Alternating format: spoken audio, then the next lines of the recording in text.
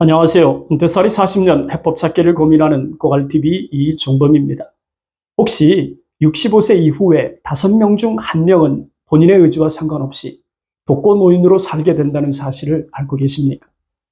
2021년 고령자 통계에 따르면 65세 이상 고령 인구는 854만 명입니다. 이 중에서 2022년 기준으로 독거노인은 171만 명, 2025년에는 200만 명에 이를 것으로 전망하고 있죠. 파산 신고자 4명 중 1명은 65세 이상 노인이었어요. 그 원인을 살펴보면 공적연금 제도의 미비, 노인 일자리 부족과 같은 취약한 사회제도 등이 한 몫을 하지만 무엇보다 은퇴 전후에 자녀를 위한 지출이 필요 이상인 것도 중요한 원인으로 꼽고 있습니다. EBS 다큐프라임 특별기획으로 제작했던 100세 수업에 따르면 40대의 경우에는 월 지출액 중 30%는 자녀 교육비로, 50대에는 은퇴자금의 55%가 자녀 결혼 비용으로 지출한다고 말합니다. 그렇다면 지금 중년기를 지나고 있는 40, 50, 60 세대 여러분과는 별개의 문제라고 볼 수 있을까요? 노후 파산은 누구도 원치 않는 인생 악재입니다. 파산 신고자 4명 중 1명이 65세 이상이라면 그럴 만한 이유를 파악하고 경계하는 것이 맞지 않겠습니까? 물론 노후 파산으로 이어질 수 있는 과정엔 수없이 많은 변수가 존재합니다. 그럼에도 불구하고 이제부터 말씀드릴 4가지 위험 징후가 우리들의 현실에서 나타나고 있다면 절대 가볍게 생각하지 말아야 합니다. 노후 파산으로 이어질 수 있는 4가지 위험 징후. 첫 번째, 국민연금 60만 원 이하 수급자가 70.3%입니다. 이런 상황에서 연금으로만 생활하고 있는 노후자죠. 기초연금이나 국민연금이 노후소득의 전부인 어르신이 적지 않습니다. 일용직 일이라고 할 수 있으면 그나마 다행이지만 그마저도 여의치 않는 현실이죠. 그런 상황에서 믿을 수 있는 건 오직 연금뿐인데 현실은 어떻습니까?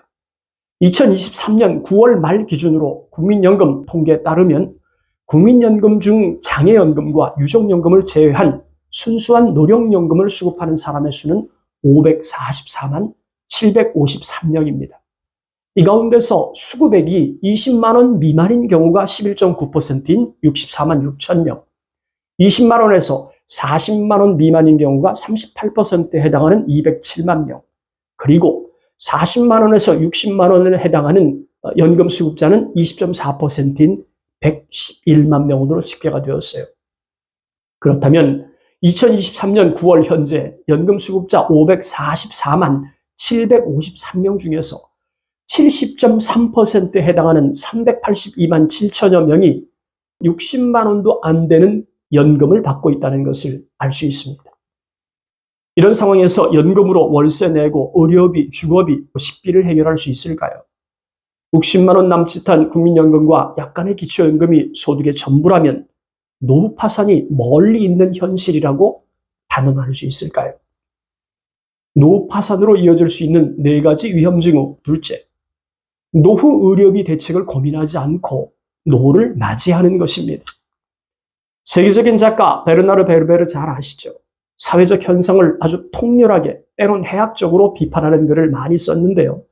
그 중에서도 장편소설 나무에서 황혼의 반란편은 저출산 고령화 현상이 사회적으로 어떤 위험과 연결될 수 있는지 등골이 오싹한 경고를 하고 있습니다. 글을 한번 요약해 보겠습니다. 정부는 복지 예산의 한계를 느끼고 대통령 신년 담화 형식으로 고령자 차별 정책을 발표하는데요. 내용은 이렇습니다. 노인들을 불사의 로봇으로 만들 수 없습니다. 생명에는 한계가 있고 그 한계는 존중되어야 합니다. 얼핏 들으면 문제가 없는 것 같죠. 하지만 본질은 매우 섬뜩한 내용을 담고 있습니다. 대통령 담화가 끝난 직후에 70세 이상 노인들의 약값과 치료비 지급을 제한하는 조치가 취해지죠.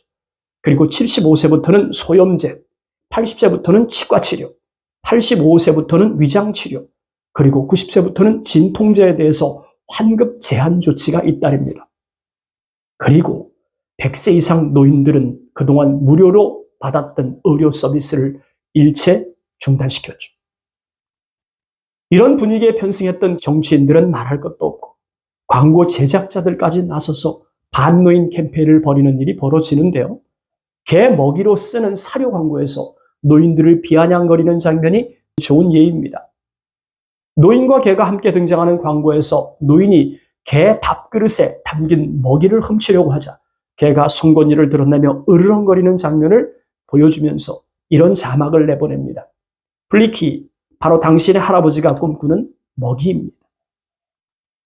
그뿐이 아닙니다. 보건복지부에서 제작했던 대국민 포스트엔 이런 문구가 실려 있었죠. 65세는 괜찮아요. 70세요? 손해의 시작이죠. 물론 대한민국 현실과는 거리가 있는 이야기라고 생각합니다. 하지만 곰곰이 생각해보면 결코 소설 속 이야기로 단정하고 넘어갈 만큼 가벼운 문제는 아니라고 생각합니다. 왜냐하면 지구촌에서 벌어지는 저출산 고령화는 특정한 국가만의 문제는 아니니까요. 이 문제를 정치적인 관점에서 접근해 보겠습니다.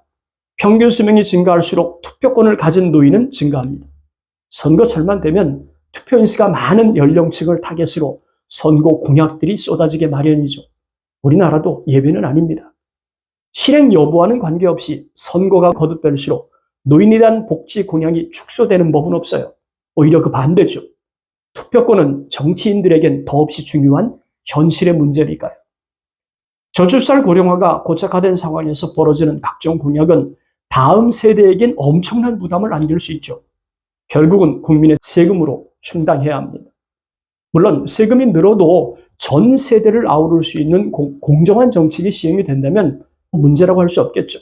하지만 우리보다 앞선 선진국을 들여다보면 결코 이 문제가 쉽지 않은 난제임을 알 수 있습니다. 유럽 연합을 탈퇴한 영국이나 그리스 같은 나라들은 연금 제도와 관련해서 홍역을 치른 바가 있어요. 청년 실업도 골칫거리인데 더하여 정년 실업도 예사롭지 않았거든요. 빈부격차는 말할 것도 없고 결국은 국가가 개입해서 복지 불균형을 개선하려고 노력하지만 쉽지 않습니다. 결국엔 국가 재정에도 빨간불이 켜지고 정부는 특단의 대책을 모색하게 되죠. 국민들의 피해를 감수하더라도 말이죠.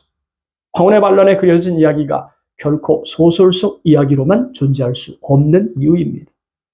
나이가 들수록 의료 혜택이 절실해질 수밖에 없습니다. 황혼의 반란에서 피력했던 것처럼 나이별로 의료비 제한 조치가 취해진다면 말 그대로 늙으면 젊은 세대에게 부담 주지 말고 알아서 죽으라는 이야기가 되고 말죠. 코로나 발병 초기에 있었던 일입니다. 적절한 대응책을 마련하지 못해서 사망자가 속출하는 과정에서 유럽에서는 묵시적으로 우선 치료 순위에서 노인을 배제한 나라들이 실제로 존재했던 게 사실이니까요. 이쯤에서 생각해 볼 것이 있습니다. 노인을 위한 의료 혜택이 확대되고 있는 건 맞습니다. 그럼에도 불구하고 독거 노인들은 당신 스스로 의료 혜택을 회피하고 있는 분들이 적지 않죠. 병원비가 없기 때문에 아파도 생으로 버틸 수밖에 없는 겁니다. 가뜩이나 버거운 살림인데 병원비까지 지불이 되면 당장 먹고 사는 게 위험해질 수 있으니까요. 노인 의료 혜택이 확대되는 건 반길 일이지만 절대 공짜가 아니란 현실이 발목을 잡고 있습니다. 노후 파산으로 이어질 수 있는 4가지 위험 중 셋째, 자녀들과 단절된 노후를 살고 있는 거죠. 노년기에 자녀들과 떨어져 산다고 해서 노후 파산이 발생하는 건 아닙니다. 자녀들과 일절 교류하지 않는 단절된 노후가 문제가 될 수 있죠. 어떤 인생을 살았든 은퇴 후에 의지할 수 있는 사람은 핏줄 뿐입니다. 하지만 부모와 자식이 서로 남처럼 살고 있는 가족이 적지 않은 현실입니다. 안타까운 일이지만 부모와 자식 간에 서로 안 보고 사는 것이 자녀들의 입장에서 자신들의 삶을 가로막는 문제가 될 수 있을까요? 미국의 수필가 에드가 왓슨 하우는 독설에 가까운 글을 남겼습니다. 내용은 이렇습니다.